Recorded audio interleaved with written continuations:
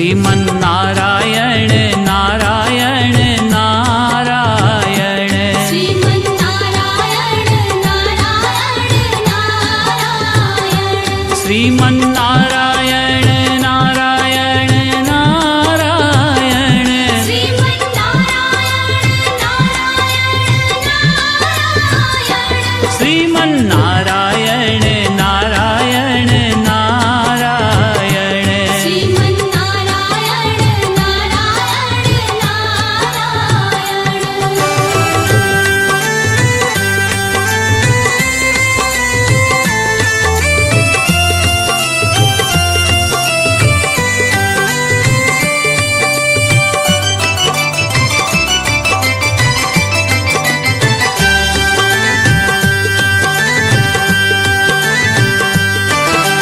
लख 84 भोग के तूने यह मानव तन पाया। लख 84 भोग के तूने यह मानव तन पाया।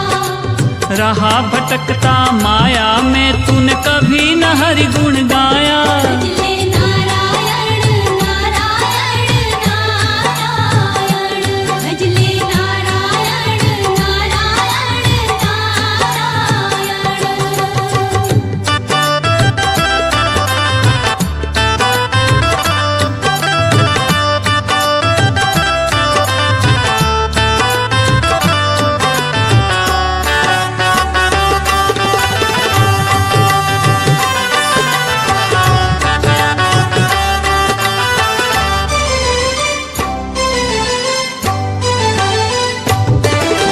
वेद पुराण भागवत गीता आत्म ज्ञान सिखाए।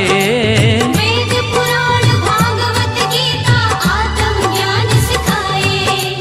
रामायण जो पढ़े हमेशा राम ही राह दिखाए। भजले नारायण नारायण नारायण भजले नारायण नारायण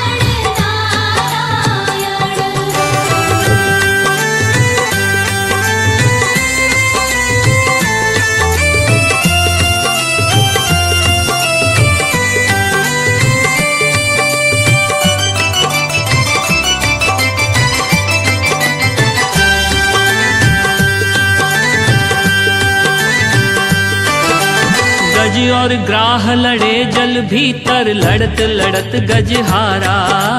गज और ग्राह लड़े जल भीतर लड़त लड़त गज हारा। प्राणों पर जब आन पड़ी तो प्रेम से तुझे पुकारा। नारायण नारायण नारायण आओ नारायण नारायण नारायण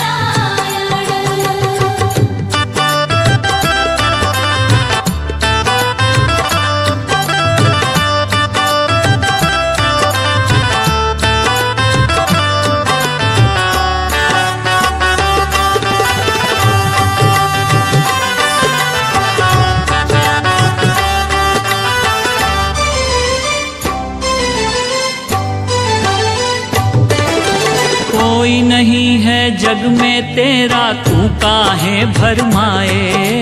कोई नहीं है जग में तेरा तू काहे भरमाए।